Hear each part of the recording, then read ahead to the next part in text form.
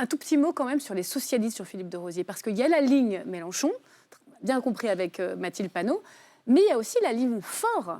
Et il dit très clairement, la seule boussole, c'est le programme du nouveau Front populaire. Oui, mais alors, le Parti socialiste a cette particularité d'être lui-même toujours, et c'est une particularité historique, qui fait sa force dans certains instants, sa faiblesse parfois, d'avoir toujours fait vivre le débat en son sein.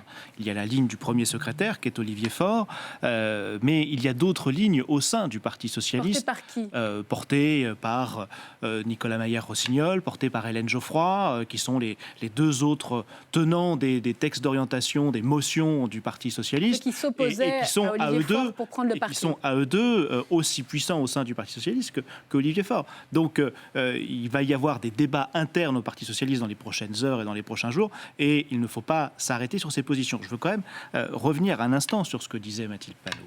Si nous en sommes là ce soir, c'est-à-dire avec une France fragmentée, avec une extrême droite aux portes du pouvoir, elle n'y accédera pas, en tout cas cette fois-ci, mais elle n'a jamais été aussi forte, et il y a 24 heures, nous nous attendions tous à ce qu'elle soit le premier parti de France. La victoire est différée, a même dit Marine Le Pen. Si nous en sommes là, c'est parce que depuis 2022, le président de la République n'a pas pris la mesure précisément qu'il avait été élu contre, et non pas pour, ça a été dit tout à l'heure, qu'il avait été élu grâce à une forme de front républicain, et qu'il avait été élu, mais seulement avec une majorité relative à l'Assemblée nationale. Il faudrait que tous ces responsables politiques-là, qui dénonçaient précisément un président de la République qui se croyait tout-puissant pendant 2 ans, prennent la mesure de cela et intègrent qu'ils ont été eux-mêmes élus grâce au Front républicain, que tous leurs électeurs n'adhèrent pas nécessairement à leurs idées, et qu'il faut qu'ils s'ouvrent, qu'ils prennent la mesure de la situation dans laquelle nous sommes pour pouvoir composer